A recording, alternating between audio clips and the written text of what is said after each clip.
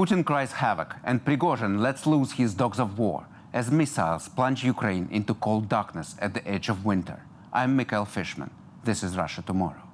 On the second day of the G20 summit in Indonesia, Russia launches its largest single day of airstrikes at Ukraine, firing approximately 100 missiles, rockets and drones to target power, heat and water infrastructure for millions of peaceful civilians. Fanatical terrorists for years have used publicly filmed executions to intimidate their enemies, attract more followers and send a terrifying message. We are invincible, we are uncontrollable, and no one can tell us what to do. Now, those taped executions have made their way to Russia. For some, the biggest loser in America's recent midterm elections might be Donald Trump or the entire Republican Party. But from where Russia stands in its war with Ukraine, the real loser on November 8 was Vladimir Putin. TV Rain, Дождь, the only Russia's independent network. We are not allowed to work in our country anymore. Thank you so much for this opportunity to talk to you. It's a real war. Maybe there are some negotiations about that. There will be very serious consequences. TV Rain Newsroom presents Russia Tomorrow. This week, on the second day of the G20 summit, Russia conducted a major airstrike on Ukrainian infrastructure. In the largest air attack since the beginning of the war, in one day, nearly 100 rockets and drones were launched at power stations and public utilities all across Ukraine, cutting off heat, water and electricity to millions and killing a civilian in Kiev, where a missile hit a residential building.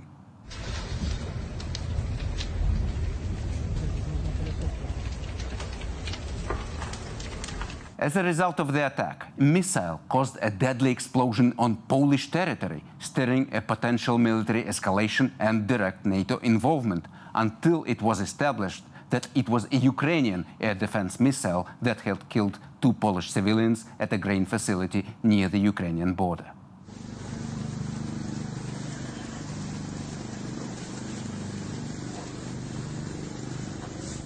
As NATO Secretary General Jens Stoltenberg pointed out, it was the result of Russia's illegal war and thus still Russia's fault.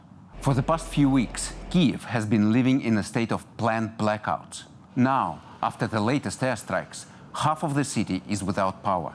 Authorities have warned residents about problems not only with electricity, but also internet and mobile coverage. In Kharkiv, the subway has again stopped after restarting in May when the siege on the city was lifted. All of this is Putin's response to one of his biggest military failures of this war in the southern city of Kherson, where Russia's military had no choice but to withdraw, and the city was immediately retaken by Ukrainian forces. And by retaliating with massive airstrikes, Putin gets more than just revenge for this defeat. This is in fact his military strategy, to spread chaos among peaceful Ukrainians in order to force Zelensky to accept negotiations on his terms. Kherson is Putin's third major defeat in a row.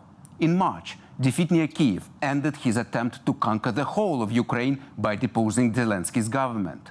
Since then, Putin has had to reset his goals. In September, another Russian military defeat near Kharkiv served to confirm that Ukraine had seized the initiative. And now, Kherson confirms the irreversible state of Ukraine's counterattack. Russia's military is unable to stop Ukrainian forces. And for Putin, the risk is real that he will lose even more territory very soon. This is why he needs to stop the fighting as soon as possible. So far, Kherson was Putin's only meaningful success in this war, the only large city and regional center that the Russian military managed to capture in the first days of the war. Kherson was taken thanks to the treason committed by local authorities, just like in the Middle Ages when spies and agents opened city gates to the enemy from inside. That's why Kherson was not leveled to the ground like Mariupol and remains relatively intact. Kherson was always pro-Ukrainian, and protests continued until stopped by the occupying forces with a campaign of terror and intimidation. And since the city was liberated, new shocking evidence emerges of locals being punished and beaten in torture chambers, often for nothing more than a Facebook post, or sometimes for no reason at all. The liberation of Kherson turned into a possibility at the beginning of June, with the deployment of HIMARS artillery in Ukraine, which could reach bridges across the Dnipro River that Russian forces used to supply and equip their troops in the city. By the end of summer, the fate of Kherson was decided. Its liberation became inevitable. That's when, as reported in the New York Times, Putin personally gave the order not one step back from Kherson, even though from a military perspective it made no sense. At the end of September, when the liberation of Kherson was already looming, Putin formally annexed it, along with other territories in the east of Ukraine. In October, General Sergei Surovikin was named the new commander of Russian troops in Ukraine. His first words in public were specific and deliberate. We don't rule out any difficult decisions for Kherson. That meant leave the city. On November 9, Surovikin called for the removal of Russian forces from Kherson in front of Defense Minister Sergei Shoigu. Приступайте к отводу войск и примите все меры, чтобы обеспечить безопасную переброску личного состава, вооружения и техники за реку Днепр. Маневр войск будет осуществлен в ближайшие сроки. Соединения части займут подготовленные в инженерном отношении оборонительные рубежи и позиции на левом берегу реки Днепр. Доклад закончен. On November 11, Kherson was in the hands of the Ukrainian military, and soon residents were tearing down billboards with posters that claimed Russia is here forever. In spite of the fact that Kherson has crumbled into a humanitarian crisis with practically no electricity, no water, no public transport, local residents started a great celebration. And 2 days later, President Zelensky came to the city. I'm happy we are in Kherson. And so you see the reaction of the people. I think that is the answer. We are not preparing the reaction of the people. People waited for Ukrainian army, for our soldiers, for all of us. Russian propaganda insists that Russia will bring Kherson back, but today this is difficult to imagine. For Putin, the loss of Kherson is a heavy blow, and the Kremlin's main mission now is to act like it is not a big deal. Propaganda effectively brings Putin out from under these blows and now speaks of the surrender in Kherson as a brilliant tactical move, comparing Surovikin with the great Russian military leaders from the past, Kutuzov and Suvorov. At the same time, the Kremlin has tightened the censorship grip. 2 months ago, nationalist bloggers actively criticized the military commanders for defeats in eastern Ukraine. Now they keep silent. And in order for the nation to come to terms with one great loss after the other, the Kremlin is changing the narrative. This is no longer a war with Ukraine. This is now a civilizational war with the West, and the front line crosses through every Russian soul. The surrender in Kherson is just another episode in this holy and endless war. Even after the loss of Kherson, Ukraine is doomed, writes one of the main Kremlin propagandists, and only a split within Russians can stop Russia's eventual historic victory. After Kherson, Russia will have to confront a damning question regarding its own history. The former Ukraine no longer exists, and in the pages of future Russian history books, there's already another Russia, not only with Donetsk and Kherson included, but with Novorossiya and Malorossiya as well. And with the rest of Ukraine taken out of the hands of the West, it can no longer be anti-Russia or an alternative to Russia. The only thing that can prevent this from happening is division and turmoil in Russia itself, if there are doubts about our future victory and Putin's desire and ability to achieve it. If we follow the example of 1917 and fool ourselves with hysterical treason accusations, it is only then that we will lose, not just Ukraine, but everything. In other words, the Kremlin will respond to the loss of Kherson by tightening the screws, strengthening censorship, and introducing new repressions. Putin still believes sooner or later he will break Ukraine's will to resist. The winter will pass, and he will throw his new army into battle, more than 200,000 mobilized soldiers. Until then, he will bomb Ukraine and suppress any dissent within the country. And on this, we now turn to political scientist Nikolai Petrov. Nikolai, thank you for joining us today. My pleasure. Nikolai, about Kherson, I suppose that in next polls after Kherson, we won't see any significant drop in Putin's approval rating. What do you think? I do agree with you, and it's for the first time when Russian army failed that the Kremlin was pretty much prepared. Putin gave responsibility for this to military in advance. It has been told a month ago at least that we should wait for very complicated decisions connected with Kherson. So I'm not waiting for any public disobedience to be caused by this. But isn't it strange that the nation, fails to see one defeat after the other, and Kherson is one of the major defeats? That's right. And when losing the last piece of the right bank, Ukraine, Russia lost almost half of those territories taken starting from February. But neither Kherson nor any other parts of Ukraine taken this time are playing any significant role in Russian minds, and that's why it's easy to accept these if especially there are no more losses of human lives, and it's reported that Russian army managed to take all weapons and to keep all soldiers' lives. But does the nation understand that Russia is losing this war?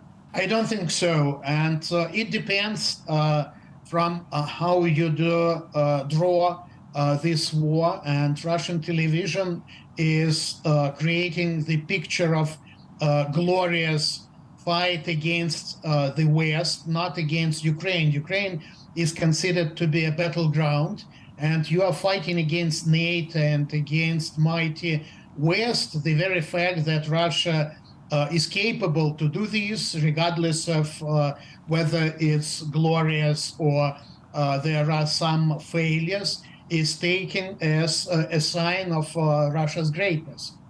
So they buy, Russian people buy this narrative promoted by Russian propaganda? Yes, so far. Costs and benefits are now in favor of benefits, according to public opinion, and costs will be felt more and more in the future, which can change the whole equation. Still, we see in the polls that increasingly more Russians agree with that it would be better to start peace talks with Ukraine. Why is that? Well, first of all, the mobilization used to be a game changer. And instead of watching TV screen where Russian army is winning and being in a very comfortable position in their apartments, Russians now are directly involved into this war. Their children, their relatives are, fighting there, which does change the whole image of the war.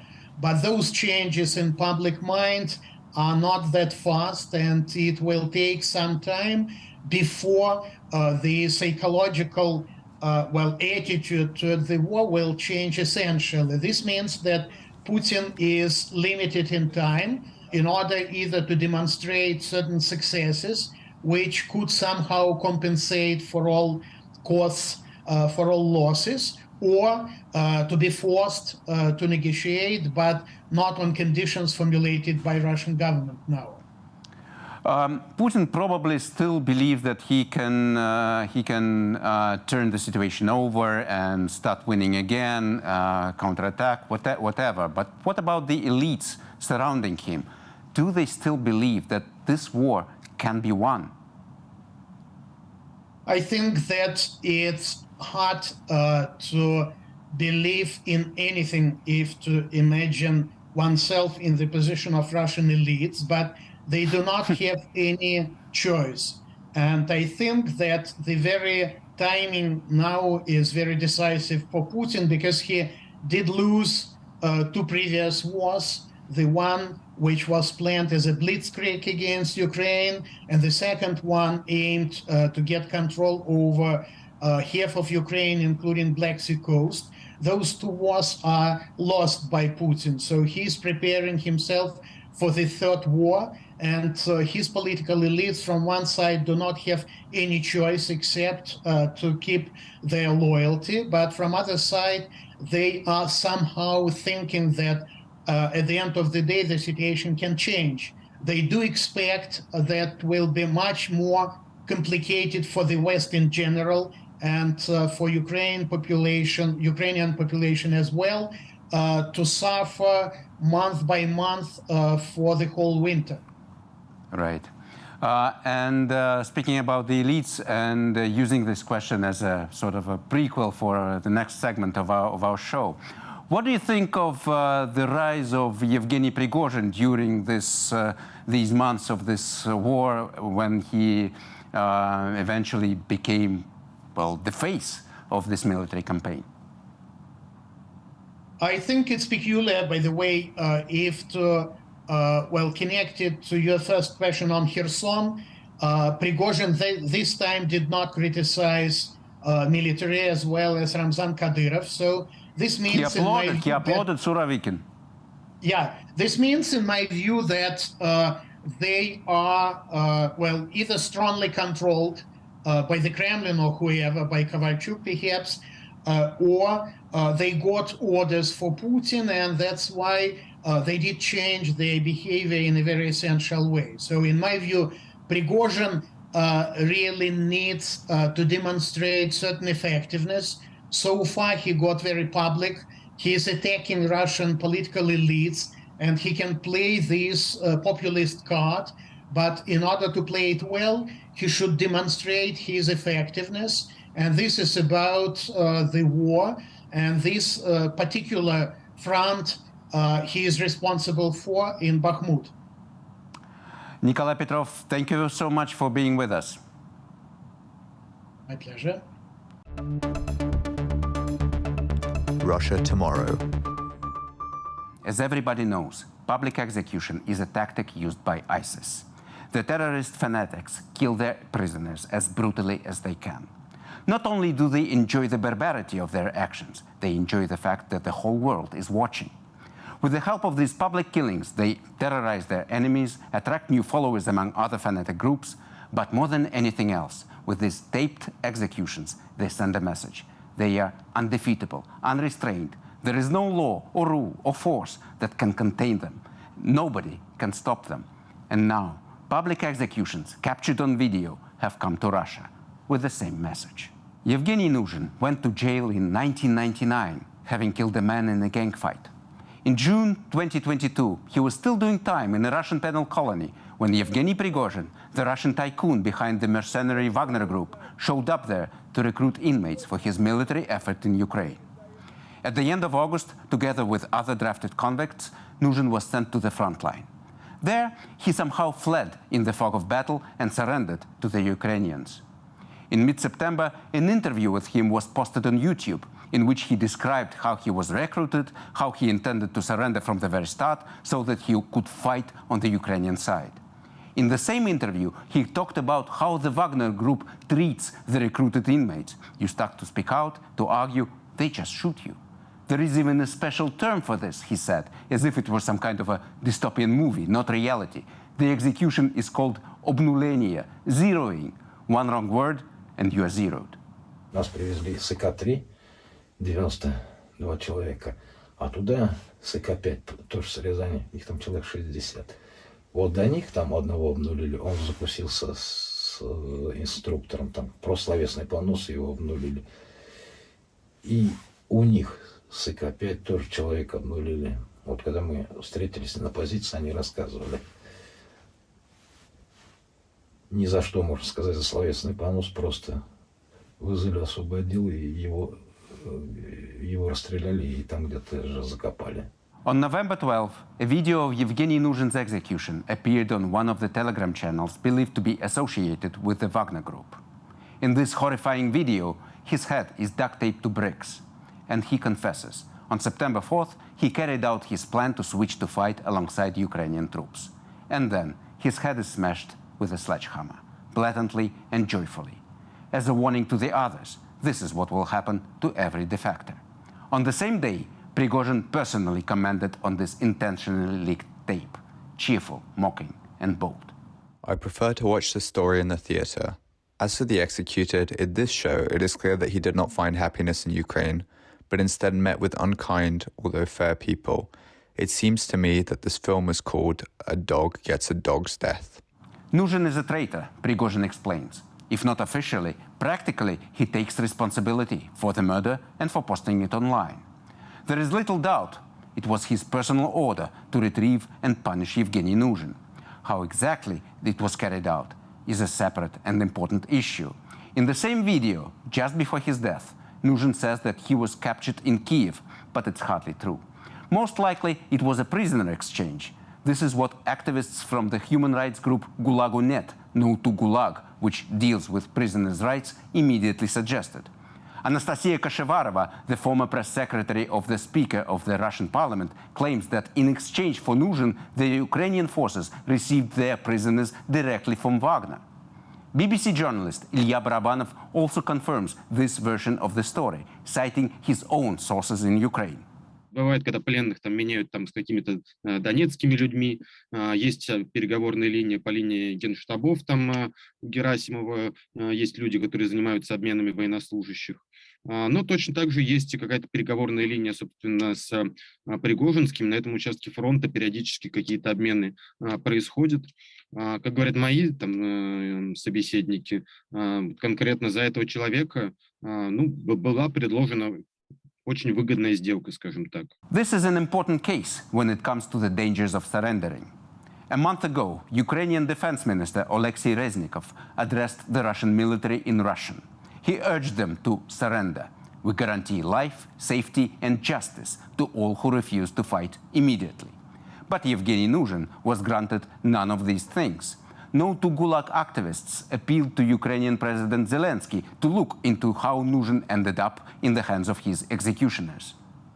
We asked Volodymyr Zelensky, the president of Ukraine, to explain what happened and speak out on this subject. Because now, the more Ukrainian officials remain silent, the greater the number of different versions of the story and theories gain traction. All of this has a tremendously negative effect on public opinion and on the likelihood of Russian servicemen actually surrendering and willingly going into captivity. 2 days later, senior Ukrainian presidential advisor Mikhail Podolyak told TV Rain that Nuzhin requested an exchange by his own free will. A prisoner of war can write a voluntary refusal of the exchange procedure, which will be honored at every level, meaning among the military staff organizing prisoner exchange and all other authorities, including the security service, military intelligence service, and prosecutor general, which plays a vital role here. Each prisoner undergoes questioning as part of the investigation process to gauge their participation in crimes against humanity. They're essentially asked if they killed women, children, old people, and if it can be proven, and so on. You have to understand that not all prisoners surrender without a fight. Moreover, even if someone surrenders voluntarily, it could be a situation where he had no other option left except to surrender or to die on the battlefield. And accordingly, the prosecutor's office or investigative authorities need to conduct some sort of check. After this, the prisoner can write a statement that they do not wish to be exchanged back to the Russian Federation. Or, on the flip side, that they are willing to be exchanged for an analogous Ukrainian prisoner of war as part of the legal exchange process. That's it. And in this case, this exchange process clearly took place. This is very hard to imagine. Why would Nuzhin agree to a swap that threatens his life directly? But let's get back to Russia. At home, not only has this terrifying taped execution gone unpunished, state officials and propagandists haven't even condemned or criticized it. Commenting on this video, head of RT Margarita Simonyan actually applauds Prigozhin. Prigozhin is at the front line. He knows better how to do his job, she says. And if it weren't for the Wagner group, she says, direct quote, it would be your husbands and sons you would be mourning. It's none of our business, says Putin's spokesman Dmitry Peskov. In other words, we don't care. The state doesn't care that thugs with sledgehammers are taking the right of trial and execution into their own hands. Nationalist bloggers put it even more clearly. The history of liberalism in Russia is over. Everything will be different now. For treason and betrayal, the punishment is death. Nobody will be able to stop these death sentences. And of course, Prigozhin knows this execution is approved by his boss, Vladimir Putin. Putin has always divided the world into enemies and traitors, and for traitors, he shows no mercy. This is what he said after 2 Russian agents carried out an assassination attempt on former spy Sergei Skripal in the English town of Salisbury in March 2018. Он просто шпион, предатель Родины. Он просто подонок. Вот и все. So Prigozhin knows that he will be thanked for what he did. In Soviet times, he was a gangster and a criminal. In the 1980s, he spent almost 10 years in prison for street robberies. Under Putin, Prigozhin became an influential businessman and was nicknamed Putin's chef. He operated restaurants in St. Petersburg, then became a caterer for state agencies and got rich on government contracts. He then created a powerful propaganda network called the Internet Research Agency, which became known as the Troll Factory and was accused by American authorities of interfering in its elections. We interfered, are interfering, and will interfere, Prigozhin now admits. And then Prigozhin became an essential supplier of mercenaries for Putin's global military operations, perhaps most notably in Syria. It is no coincidence that taped assassination of Yevgeny Nuzhin resembles the ISIS executions. They extrajudicially executed and killed a number of people in Syria who tried to defect to the opposition to Bashar al-Assad and advocate for Syrian independence. They used the same sledgehammers. And it's not so secret anymore. A number of journalists have investigated how members of Prigozhin's illegal paramilitary organization, PMC Wagner, are being used to eliminate the unwanted individuals. During the course of this war, Prigozhin's status has upgraded dramatically. In the past few months, he has drastically increased his standing. The Wagner Group has become a private army operating in parallel with the Russian military, owning heavy combat equipment and even fighter jets. Not only does Prigozhin not report to the Minister of Defense or the Chief of the General Staff, but his influence is such that he can eventually overrule their decisions. He is the only one in Putin's entourage who has the authority to criticize military command. He has already managed to get some of the generals dismissed. It is Prigozhin who has essentially become the driving force and the protagonist of this war. According to my source close to the Kremlin, Sergei Surovikin, the commander of Russian troops in Ukraine, is on his payroll. The Russian military's retreat from Kherson under Surovikin's leadership has been one of the most important events of this war. Watch how Prigozhin comments like a superior talking about a subordinate. He carried out the task in an orderly manner, with no fear, taking full responsibility for decision-making. I want to stress that a withdrawal operation is always extremely difficult. Turning your back on the enemy makes it impossible to leave your position. Prigozhin has already become a parallel commander-in-chief. Now he claims he is a parallel state power. The execution of Nuzhin manifests that the Russian state has lost its monopoly on violence. Like in the Middle Ages, in Russia, it is no longer the courts that punish and pardon the guilty, even if these courts are controlled from above, but instead the sledgehammer-wielding bandits. Extrajudicial punishment is encouraged even at the government level. How else can we treat the recent decision of the Ministry of Justice to publish the personal data of those labeled as foreign agents, if not an invitation to punish? Now Prigozhin is calling for, quote, a Stalinist crackdown on Russian businessmen who do not support the war. Russian elites are scared, reports Bloomberg. Businessmen fear for their families. This is how Russia is sinking into the Middle Ages. And according to one of my sources, the Russian special services now have no other task but to stop Prigozhin. Right before their eyes, he's assuming power. Russia tomorrow. Russian propaganda machine was clearly prepared to cover the recent midterm elections in America in search of definitive proof that a Republican majority would end support for Ukraine. But then something happened in this election that nobody from the Kremlin had expected. Americans voted and chose leaders who do not repeat Kremlin talking points. For more on the biggest loser of the American midterms, we now turn to my TVREN teammate, Ekaterina Katrikadze. Russia lost in the US election. They had high expectations for it, and no wonder. The Republican Party has been home to a growing and powerful isolationist movement that has come to the forefront in recent years. Proponents of this movement promised to stop supporting Ukraine and said that Americans should forget about Putin and his war the war is distant, foreign, extremely expensive, and definitely not American. The politicians who question the cost of supporting Ukraine aim to capitalize on growing public fatigue. The war is not ending, and food prices are rising. Your family budget, your ability to fill up your tank, none of it should hinge on whether a dictator declares war and commits genocide half a world away.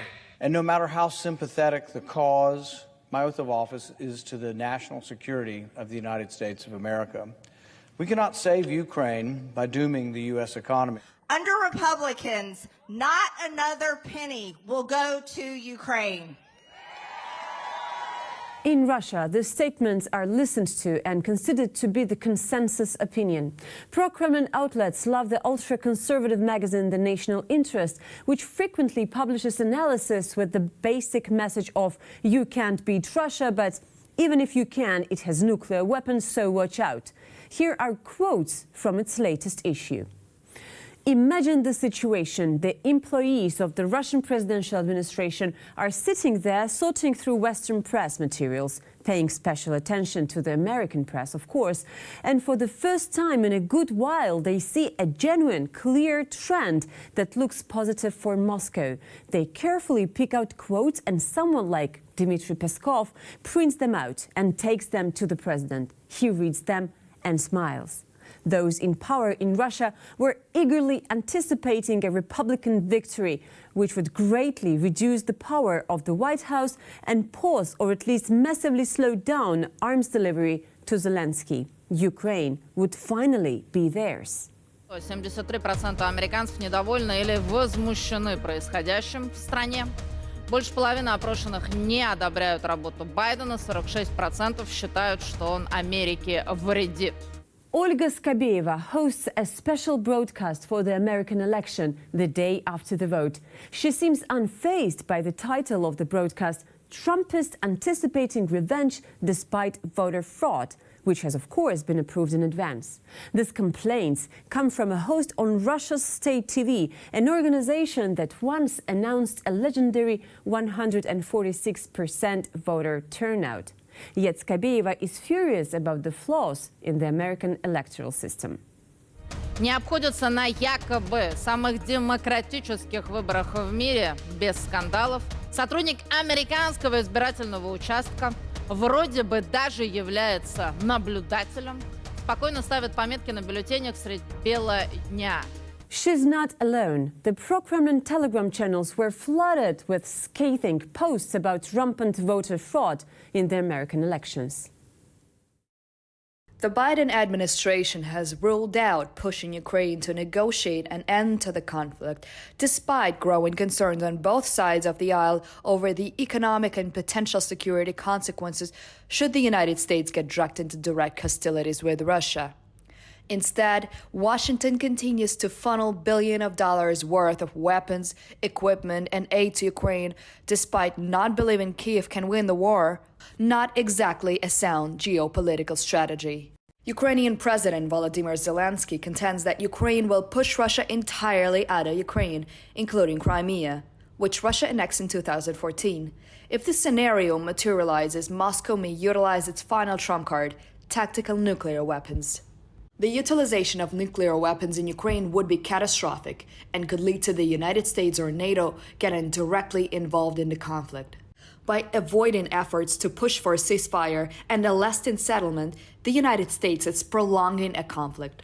When I listen to them, I often think how good it is that there are no such problems in Russia, that our elections are consistently stable with no surprises, no international observers, no opposition candidates, and essentially any choices at all. That way, we can concentrate on the Russophobes abroad. The initial results of the US election and yesterday's hysterical ultimatum of Ukraine's Green leader in a dirty green t-shirt are confirmation that the world familiar to Grandpa Biden is disappearing. Support for the United States leadership in the world is decreasing, and their faith in the drugged-up leader has been a mistake. Dmitry Medvedev, deputy chairman of the Security Council, kindly provided some fresh thoughts on the loss of America's international prestige. discussion of the moral decline of American politics and the nation itself has taken over Russian patriotic outlets and social media spaces. In Minnesota, biological male Lee Funke, who considers themselves a woman, defeated Republican Trace Johnson and became the first non-binary person in the state House of Representatives. And in New Hampshire, the state beauty queen contest winner for Miss America was also a biological male, Brian Nguyen. It seems like America is becoming increasingly polarized. The Republicans are moving further to the right and the Democrats further to the left. One party wants to protect Christian values and the other wants to impose leftist liberal ones. Who knows, maybe the thing that sparks civil war in America will not be racial differences, but another transgender person winning a beauty contest. LGBT propaganda, the imposition of same-sex marriages, and the destruction of traditional values have created a deep division within American society. Vyacheslav Volodin reports President Biden's supporters are being defeated in the U.S. elections. This is the fourth man in the Russian political hierarchy, and simply saying he is spreading fake news. Massive propaganda attack has prepared a wide Russian audience for the triumph of Trump's party. Now it's too hard to explain the failure. According to CNN, there is at least some intelligence confirming that Russia delayed the withdrawal of troops from Kherson until after the U.S. midterm elections in order not to hand an additional advantage to Joe Biden and the Democratic Party. At the very least, the intelligence community believes that the topic of the election was discussed among Russian leadership and was among the factors that influenced the decision. If this is true, Russia has strongly overestimated the importance Americans attach to individual battles rather than the outcome of the campaign, U.S. politicians noted in a conversation with reporters, suggesting that it will also confirm the primitiveness of Russia's information strategy.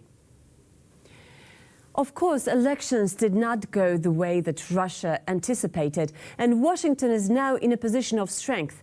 Not just because of the relative success of the Democratic Party in the elections, but also from Ukraine's victories on the battlefield and President Biden's first meeting with Putin's supposed friend, Xi Jinping. We discussed Russia's aggression against Ukraine, reaffirmed our shared belief in the threat or the use of nuclear weapons is totally unacceptable. China is also worried by Putin's frequent invocation of the nuclear option. Washington and Beijing have found common ground from their aversion to weapons of mass destruction and shared desire to remain living. This, however, does not mean that the Americans are pressuring Zelensky to go and talk to Russia. Zelensky made his position very clear and concrete. He presented the terms of the peace agreement to the G20, which he called the G19 on Monday. Виконання статуту ООН і відновлення територіальної цілісності України та світового порядку. Виведення російських військ і припинення бойових дій. Міжнародну конференцію провести для фіксації ключових елементів повоєнної безпекової архітектури в євроатлантичному просторі, включно з гарантіями для України. Sergei Lavrov, whom Putin sent to Bali in his place, listened attentively to Ukraine's president. But would anyone actually believe that Russia's head of diplomacy would consider, much less accept, the demands of his neighbor? Категорически отказывается от каких-либо переговоров и выдвигает условия, которые заведомо нереалистичны и неадекватны этой ситуации. Lavrov left Bali before the summit was over and the final declaration was signed. In all likelihood, it became clear in Indonesia to the Russian minister that despite all the hints suggesting readiness for negotiations, which certainly came from Moscow, that Washington would not conduct any talks with regard to the status of the Ukrainian territories. The disappointment of Putin, who has been weakened and battered, now in Kherson as well, was expressed in a stream of missiles fired at Ukrainian cities. Russian leadership is currently in a tremendously tough position, and the Kremlin is raising raids by striking at Ukraine. And it is waiting for a compromise that will not come. The relationship currently is and will remain unfriendly. Russia Tomorrow. This has been Russia Tomorrow, a production of TV Rain. Thank you for watching. Make sure to subscribe to our YouTube channel, share with your friends, and support us on GoFundMe. The link is in the description. I'm Mikhail Fishman. See you soon.